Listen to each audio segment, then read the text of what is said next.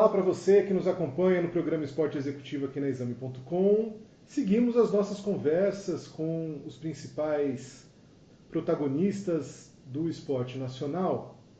Hoje peço licença a todos vocês para que a gente debata um assunto que é relevante demais e que não é abordado da forma, no volume que deveria ser. Tenho uma felicidade imensa em receber Monique Torga. Monique, ela é mestre pela Universidade Federal de Juiz de Fora.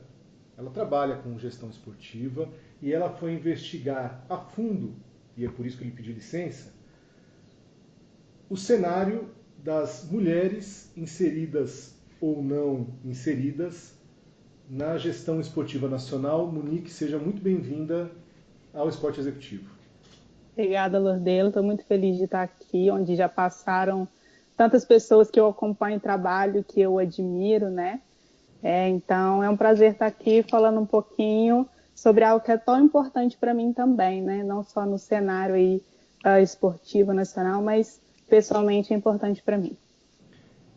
Eu também já fiz mestrado na área. Existe uma dificuldade muito grande das pessoas perceberem o quanto que o mundo acadêmico e o mundo profissional, de fato, podem se conversar.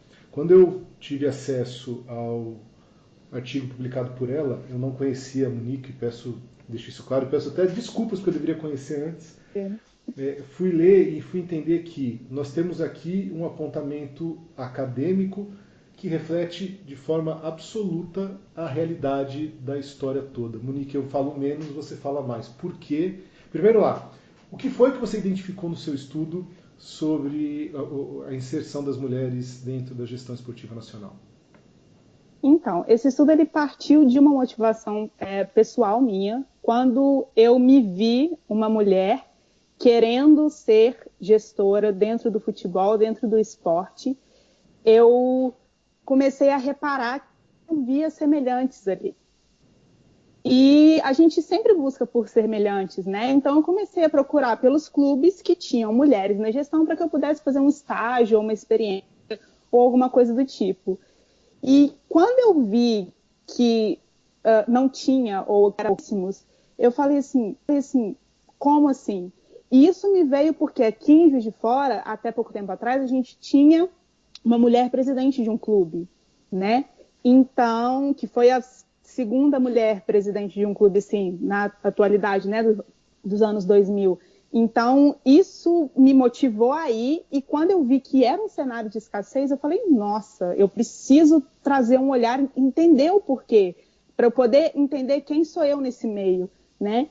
Então, partiu daí essa motivação. O ponto principal, né, da pesquisa foi concluir que sim, existe uma subrepresentatividade de mulheres na gestão do futebol brasileiro, né? Esse foi o ponto da pesquisa. A pesquisa foi feita num recorte do ano de 2017, mas se eu tivesse feito esse recorte dos anos 90 para cá, o resultado teria sido o mesmo, porque em 2017 foi o ano em que mais teve mulheres, então eu consegui encontrar 5 mulheres ali nesse recorte. Então, no ano que teve mais mulheres, tivemos 5.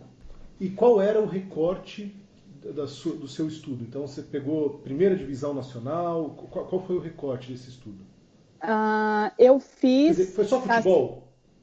Só futebol. Foi especificamente do futebol, especificamente dos clubes do Campeonato Brasileiro, porque eu precisava partir de um ponto, né? Claro. Então, foram clubes que disputavam o Campeonato Brasileiro da série A, B e C. Então, aí eu tenho 60 clubes. Nesse universo de 60 clubes, eu estudei 4 cargos, que foi presidente, vice-presidente, diretor-geral, ou CEO, né, que alguns costumam chamar, e diretor de futebol. E isso daria 240 possibilidades de ter mulheres. E no meio dessas 240 possibilidades, eu encontrei 5 mulheres. Então, isso representa menos de 2%, né? Então, não é que existe uma subrepresentatividade. Existe muita subrepresentatividade dessas mulheres. E decorrente de diversos fatores. Então, assim, o dado estatístico em si já é um choque e já revela que a gente precisa olhar para isso com um olhar mais profundo. tentar identificar as causas para a gente saber o que é possível fazer para talvez mudar esse cenário. Menos de 2%. E aí a gente debate muito sobre a participação das mulheres no esporte, na gestão esportiva, mas quando a gente pensa, pelo menos as falas machistas que nós ainda temos no esporte, falam muito assim, não, a gente tem que pensar o esporte para as mulheres, como se as mulheres só fossem contemplar, assistir. Menos de 2% é brutal isso. É brutal. E aí, assim, quando você estuda, você percebe que isso é percebido pelas pessoas ou é tão naturalizado que ninguém percebe essa ausência? Ninguém percebe, inclusive as próprias mulheres. É estranho falar isso hoje no contexto que a gente está, mas eu tive a oportunidade de entrevistá-las pessoalmente, né? E à medida que eu ia questionando, que eu ia fazendo a entrevista, que eu ia interrogando, é que elas iam se dando conta, tipo, opa. E uma outra coisa é que elas não se conheciam. Elas não sabiam da existência uma da outra. Então, a cada entrevista que eu fui fazer, elas sempre falavam, porque eu sou a única mulher que atua na gestão do futebol hoje. Gostaria que tivesse mais, meu sonho era que tivesse mais. Então, quer dizer, elas mesmas, elas têm a dimensão de que elas são únicas, apesar de não ser, de serem poucas, mas elas entendem que elas são únicas, e, ao mesmo tempo, elas não conseguem entender que esse é um ambiente que exclui, que não tem outra porque... não tem porque ninguém quis vir. Não tem outra porque isso é uma consequência de diversos fatores que excluem essas mulheres desse cenário de gestão. Então, isso que você perguntou faz total sentido. É tão natural que elas não entendem isso como um efeito externo, mas interno. Elas acham que as mulheres não buscam, e é por isso que elas estão lá, quando, na verdade, é toda uma estrutura que impede que essas mulheres cheguem lá de uma maneira geral. Monique, você acha que aquela máxima futebol é coisa de menino impacta as pessoas de uma forma tal que no futuro elas não se veem nem praticando, nem trabalhando? Porque, veja, a sociedade de alguma forma evolui. Hoje, boa parte das crianças, jovens, né, meninos e meninas fundamentalmente, começam a ouvir que sim, vocês podem, mas a geração anterior e a anterior da anterior se sentia muito limitada. Você acha que isso de alguma forma impacta nesse número absurdo que você traz? Não só impacta, como é uma das razões, né? Então, essa questão da gestão de mulheres no futebol, ela está envolvida em 3 universos que a gente pode falar. A questão corporativa, né? Então, assim, o futebol, apesar dos clubes serem associações recreativas sem fins lucrativos, né? Em sua maioria, acho que hoje das séries A, B e C, só 5 são clubes e empresas. O mercado de bens simbólicos a que o futebol pertence cresceu muito nas últimas décadas. Então, eles movimentam muito dinheiro. E esses gestores, eles são responsáveis também por tudo isso, né? Esses diretores, eles são responsáveis por gerir de determinada forma, de tomar essas decisões. O mundo corporativo exclui mulheres. Então, a gente tem hoje uma equidade ali quantitativa, né? Então, 53% dos diretores e gerentes das empresas no geral são homens, 53%, 56% oscila. Porém, as mulheres, apesar de serem quase a mesma quantidade, elas recebem quase que 20% menos para exercer a mesma função, sendo que elas são quase 30% mais capacitadas. Ou seja, para desempenhar a mesma função, a mulher precisa se esforçar muito mais, estudar muito mais, correr muito mais atrás e ainda recebe menos. Então, qual é a motivação dessas mulheres de correrem atrás? Um outro universo que exclui as mulheres é o universo político, o qual também a gente pode falar que o futebol está inserido, né? Porque quando a gente vê essas diretorias, presidente, vice-presidente, isso é eleito pelo pleito, por conselho. Então, a partir do momento que não tem mulheres no conselho, não se formam chapas femininas. E a partir do momento que não se formam chapas femininas, essas mulheres não conseguem ascender. Então, o nosso histórico político, não só no Brasil, mas ao redor aí, exclui sim as mulheres, né? A gente não tem uma representatividade feminina no legislativo, no executivo muito grande, muito expressiva. E o futebol em si, ele é um cenário que exclui também, porque foram aí quase 40 anos de proibições. Então, no final da década de 30, de 40, decretos de leis proibiram as mulheres de jogar, proibiram, porque ia contra a sua natureza feminina, né, o que era inerente à mulher, a questão da maternidade. Isso só acabou por volta dos anos 70. Quer dizer, nesse meio tempo, os homens já tinham ganhado 3 mundiais, 3 Copas do Mundo. Então, as mulheres não se reconhecem ali de todas as formas. Me perdoe por te interromper, mas eu escuto muito as pessoas comparando o futebol masculino e feminino. Falam, olha a prática do futebol feminino no Brasil, olha a masculina. Mas há quanto tempo que as mulheres são estimuladas a praticar? Né? E se elas não são estimuladas a praticar, imagina trabalhar no clube. Com certeza, não se via. Então, assim, as leis, as diretrizes, né, que foram sancionadas que proibiam as mulheres de jogar, de fato, não proibiam as mulheres de gerir. Não proibiam, não tinha nada que falasse. Quer dizer, isso era tão impensado naquela época que eles não precisavam nem fazer uma lei para poder excluir. A gente tem o registro da primeira mulher que foi presidente de um clube, que foi em 71. Logo depois disso, que foi um choque, foi um clube do interior do Rio Grande do Sul. E, assim, foi um choque, mas elas ficaram ali 2, 3 anos. Era uma comissão só de mulheres, porque havia uma tradição familiar dentro daquele clube. Né? Tentaram de todas as formas ali politicamente para que essas mulheres fossem excluídas dessa comissão, mas por ali deu certo. E a gente só tem registro de novo disso com a Patrícia Morim no Flamengo. Olha quanto tempo demorou para se falar em mulheres na gestão do futebol. Né? Então, são contextos que estruturaram hoje a nossa sociedade e a cultura dentro do futebol e dentro do universo corporativo que hoje o futebol está inserido, que não traz essas mulheres como opção. Então, elas não se veem como opção e o universo em si não as traz como opção, né? Então, são diversos fatores assim que trabalham contra. Não é apenas que o mercado esportivo não enxerga essa possibilidade. As próprias mulheres não se enxergam nesse cenário e isso é pior ainda, né? Elas não só não se enxergam, como é aquilo que eu falei, a questão da dificuldade, né? Então, como que eu vou optar pelo mais difícil? Monique, tem a ver com o direito de sonhar, né? Com o que você sonha? Eu sonho em ser astronauta, sonho em ser bailarina. O pessoal sempre falou muito disso, né? Então você menino, você vai sonhar em ser astronauta e você menina vai sonhar em ser bailarina. Quando você se esforça, você caminha para o seu sonho, a probabilidade é maior. Se eu estou entendendo o que você está falando, nós temos pouquíssimas mulheres também, porque elas não estão elas não estão acostumadas, elas não estão atualizadas. Elas não são incentivadas. Elas podem sonhar com isso, né? Elas não são incentivadas. Isso não cabe no universo. Era isso que eu queria, motivadas. Elas não são motivadas a estarem ali, elas não se sentem motivadas a estarem ali, porque isso não cabe no universo. E eu te falo que quando eu era criança, eu entrei para a faculdade de Educação Física porque eu queria ser bailarina, porque minha mãe me colocou no balé, porque era meu sonho ter uma escola. E também não é nenhum problema, né? Não é. Tá tudo bem. É só também. que eu não via o futebol, eu não jogava futebol na escola. Eu não via o futebol como uma possibilidade, apesar meu pai era atleta, meu avô era atleta, mas eu nunca vi isso enquanto possibilidade.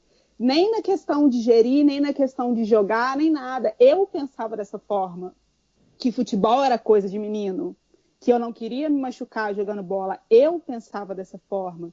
E quando eu entro na Faculdade de Educação Física, que a gente tem um projeto sensacional de desenvolvimento de jovens futebolistas, tanto de formação humana, social, quanto para formar profissionais, que hoje tem meninos que saíram do projeto, já atuam em clubes profissionais no Brasil.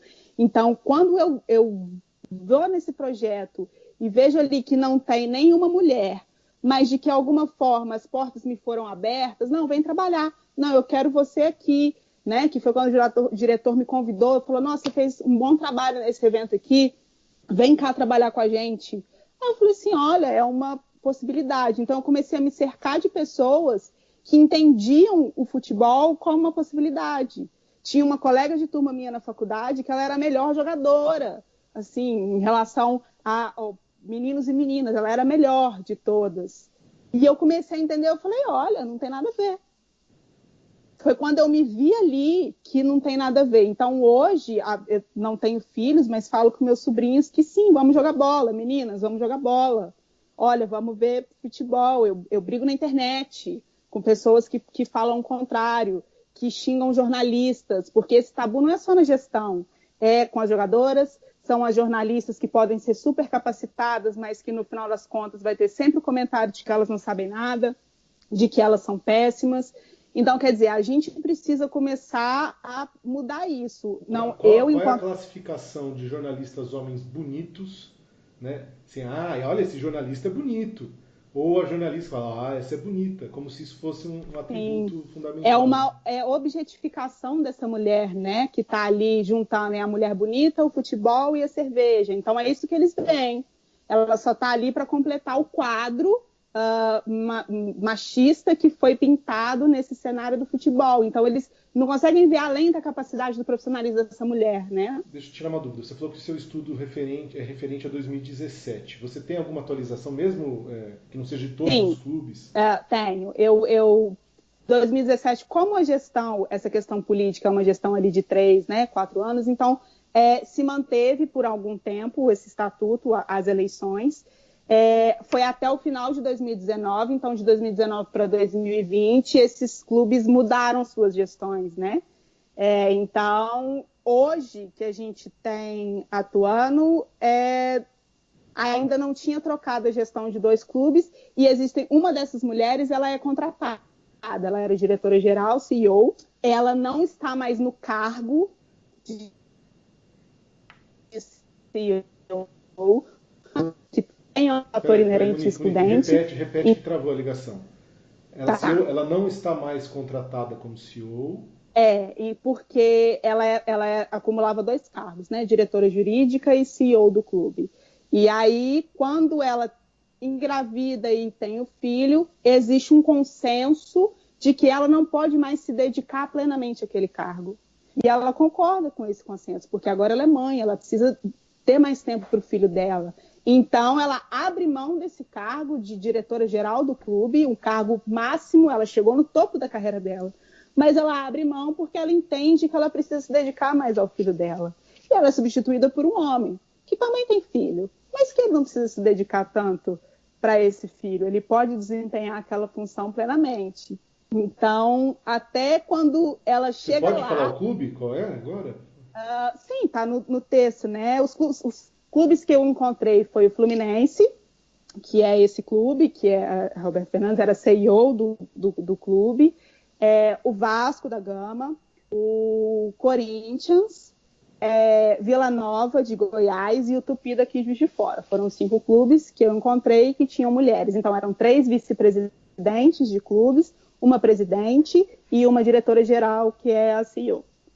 Esse ano a gente está batendo, não sei se é um recorde, mas acho que são 13 clubes da Série A com eleições presidenciais. Eu tive cuidado de olhar. E cadê as mulheres? Não está na chapa. Uma curiosidade sobre um dos clubes que acabou não entrando no meu texto, porque no momento não, a informação ainda era muito coisa, mas hoje já existem reportagens sobre, né? Na época da eleição da chapa, o Corinthians tinha 2 vice-presidentes mulheres, então era o presidente e 2 vice-presidentes mulheres. Mas ele entendeu que 2 vice-presidentes mulheres era muito, e que isso poderia fazer com que a chapa perdesse a força. Então, ele tira uma das vice-presidentes, deixa só uma vice-presidente mulher. Isso aí é dado que está na mídia, né? A própria vice-presidente que foi tirada, ela deu essa entrevista falando isso, de que ela era uma opção e tudo mais. Então, é um jogo. É sempre um jogo. É sempre estar ali representando, mas só ali. Não vamos abrir muito, não. Vamos abrir um pouquinho. Deixa elas ali, mas só um pouquinho. É mais ou menos isso. Monique, para a gente encerrar o nosso papo, você estudiosa, acadêmica, porque, gente, lembrando, né, a gente não está aqui falando com alguém que acha, ela foi estudar, ela é mestre no assunto. Como você enxerga uma mudança positiva nesse cenário? O que a gente precisa fazer num curto espaço de tempo? No curto, não no longo, no curto. Eu acho que, assim, a curto espaço de tempo, as coisas, de certa forma, já estão acontecendo.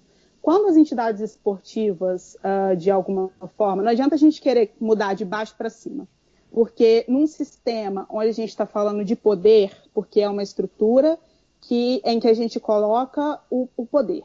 Então, isso tem que vir de cima para baixo.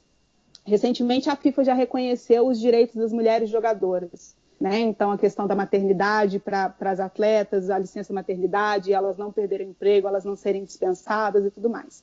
Isso já é alguma coisa, né? A FIFA, por exemplo, em 2016, já colocou como obrigação que as confederações esportivas, UEFA, CONCACAF, enfim, que eles tivessem um membro mulher, pelo menos, representando ali no conselho da FIFA. Outras entidades, quando a CBF cria, né, o licenciamento de clubes, que ela coloca obrigatoriamente que tenha uma equipe feminina na base, o que for competindo, isso já é uma mudança. Mas a gente precisa pensar a que ponto isso é eficiente e a que ponto isso é eficaz. É eficiente porque abre as portas, mas não é eficaz porque essas mulheres são meros símbolos. Elas não têm poder de decisão, elas não têm... a questão que eu falei das confederações, por exemplo, o cargo dessas mulheres na confederação é membro feminino honorário obrigatório da FIFA. Ela não tem uma outra função. Ela está ali ocupando uma cadeira porque a FIFA mandou. Então, assim, a solução é isso que a gente está fazendo. É falar, é chamar atenção. As mulheres protestarem, como, por exemplo, a Megan Rapinoe fez quando ganhou a Copa do Mundo de Futebol Feminino. Olha, o nosso salário é menor, então vamos lutar pelo nosso salário. Olha, senhor presidente, você não nos apoia, então eu não vou comemorar na Casa Branca. E é isso, né? Por meios de conciliação, é difícil que a gente consiga alguma coisa. Então, para fazer esse estudo, por exemplo, eu não achei nenhum outro estudo que falasse sobre mulheres na gestão. Tem um recorte aí de 2009 falando sobre as mulheres na gestão do Comitê Olímpico, mas 2009, 10 anos depois, né? Não tinha. Então, eu tive que construir um trabalho praticamente do zero, porque não se fala disso, né? Então, eu acho que o papel que a gente está tendo aqui, você chama a Angélica Souza, por exemplo, para falar das vibradoras, para falar sobre isso é muito importante, porque precisa ser falado. Precisa virar para as mulheres e falarem assim, olha, vocês podem. Olha, vocês não têm que estudar o dobro, vocês são capazes. Então, vamos criar. Eu acho que o movimento já está andando, engatinhando, mas já está andando. Agora, o que a gente precisa fazer é essa corrente. De todas, vamos nos capacitar, vamos estar lá. Existe também esse movimento da profissionalização da gestão, né? Então, quando a CBF cria aí o CBF Academy para poder formar gestores e incentivar, né? Hoje, as mulheres que já estão ali dentro dos clubes têm desconto para poder fazer os cursos, né, da CBF Academy. Então, isso é um incentivo. Mas a gente precisa fazer com que as mulheres em si percebam que elas podem estar lá, porque as mulheres precisam ainda estudar muito para poder chegar. Isso eu falo porque das minhas entrevistadas, 3 delas fizeram cursos específicos de gestão da área jurídica do futebol, porque elas precisavam provar que elas poderiam ocupar aquele cargo e desempenhar aquela função. Enquanto os homens, eles podem ser empresários, eles podem ser entusiastas, eles podem ser só torcedores do time, porque já é o suficiente para eles entenderem daquilo. Então, as mulheres precisam constantemente estar provando que elas podem, que elas são capazes e tudo mais. Então, a gente precisa fortalecer essa corrente da informação, de mostrar que o futebol não é um esporte de homens mais, de mostrar que a gestão não é um ambiente masculino mais, que as mulheres estão chegando, que as mulheres são capazes e que elas têm que querer estar lá, elas podem querer estar lá e elas devem querer estar lá, né? Então, eu acho que o que a gente precisa hoje é uma mudança na cultura. E que se a gente for esperar que os homens mudem essa cultura, não vai acontecer, né? Então, a gente precisa promover essa mudança de alguma forma. Então, o fato de eu estar aqui falando, escrevendo artigos e publicando e aprofundando as minhas pesquisas e continuando a falar disso, né, no cenário do Brasil, no cenário internacional, isso é isso que faz a roda girar. Falar sobre, porque fingir que não existe não é mais uma opção, já fingiu que não existe há muito tempo. Né? Então, falar sobre, eu acho que hoje é o principal aí que a gente tem. Monique, muito obrigado. Eu estou feliz de ter conversado contigo. Eu acabo esse programa constrangido, porque não é por mim, é porque a gente vive um espaço em que isso é retroalimentado. Né? De uma forma geral, aquela frase de que o futuro é feminino joga sempre para o futuro demais. Sim. E a gente precisa trazer isso para a prática. Muito obrigado por ter trazido seu conhecimento, o seu tempo, ter trazido o seu presente, e parabéns pelo estudo desenvolvido. Muito obrigado, muito obrigado. Eu te agradeço muito por me dar essa oportunidade, né, de falar sobre isso e de alguma forma estar aí mudando um pouco, não só a sua cabeça, se eu te toquei de alguma forma com isso, e as outras pessoas que estão assistindo. Eu agradeço muito pela oportunidade, e é disso que a gente precisa mesmo, de pessoas que... Eu tenho 2 filhas, eu sou muito atento a isso, mas é sempre importante tomar esses tapas na cara para lembrar o caminho certo. Obrigado, Monique. Muito obrigado. Eu que te agradeço. A vocês que nos acompanharam até agora, obrigado. Pensemos sobre, está nas nossas mãos. Um abraço e até a próxima.